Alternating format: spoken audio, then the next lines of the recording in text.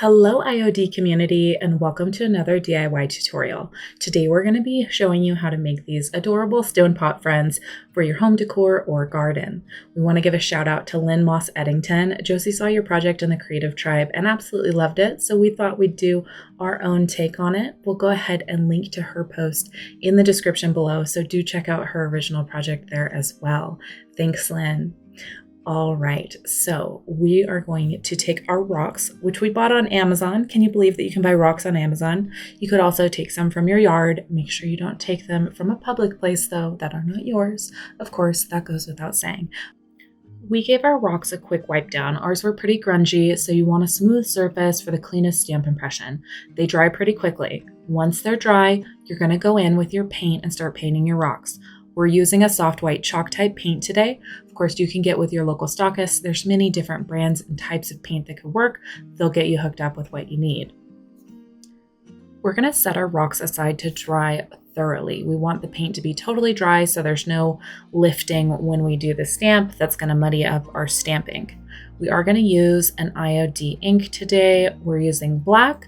Our China blue would be gorgeous too. You can paint your rocks different colors, use different inks, get experimental here, and choose what you like.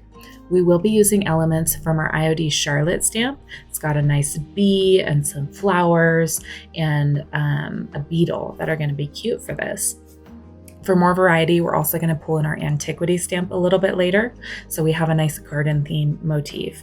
So Sarah has a couple tips for us on our stamp pad. She says to store these upside down so the ink draws to the top and doesn't sink into our stamp pad for the next use. So that's going to keep it nice and juicy. She also says always remember to shake your bottle before applying it to the pad, so keep those in mind. You can see Olivia on the camera is using the stamps freehand. We like to pull those off the sheet, stamp them up, and then on curved surfaces, that gives us the nice curve. With a thin mount, it would be difficult to do this. So you want to keep those freehand, and that way you can just wrap those stamps around those curved surfaces. And it works great. And you're not going to worry too much if there's a little few pieces that didn't transfer completely perfectly in your stamp ink impression, because it's just going to make it look more organic and beautiful and aged. See the little bee there? He's so cute.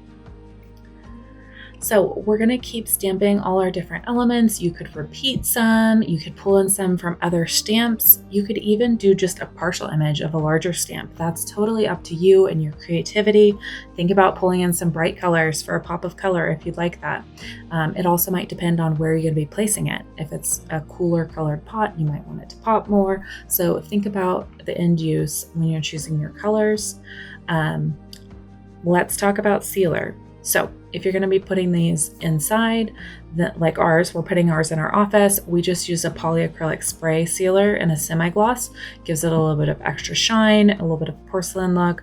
But if you want yours outdoors, you'll need a couple coats of an exterior sealer that's going to hold up better. So you can definitely check with your stockist to see if they have any suggestions for you. They're super helpful in this. The Creative Tribe is also a wonderful resource. There's tons of people who have done projects like this and love to help you out. So you want to make sure you seal both sides and allow it to dry thoroughly before you place them in your pots.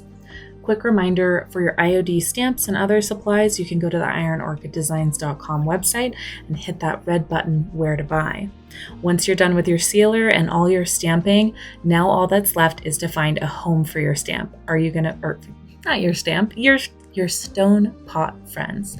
So are you going to put them in a pot inside? Are you going to put them on a screen porch? We'd love to hear and we'd love to see your creations. So make sure you post those over in the Creative Tribe. You can see here we're just doing that spray sealer that we talked about, and we are using a craft paper on the back so we can just throw that away so you don't have much cleanup. And of course that stuff can be messy. And here we'll let those dry. We'll flip them over and do the other side. And we found some cute little homes for them and some pots. And we also staged some in a tray with some candles. I think it's absolutely adorable. We would love to see you here for our next tutorial. Have a great day.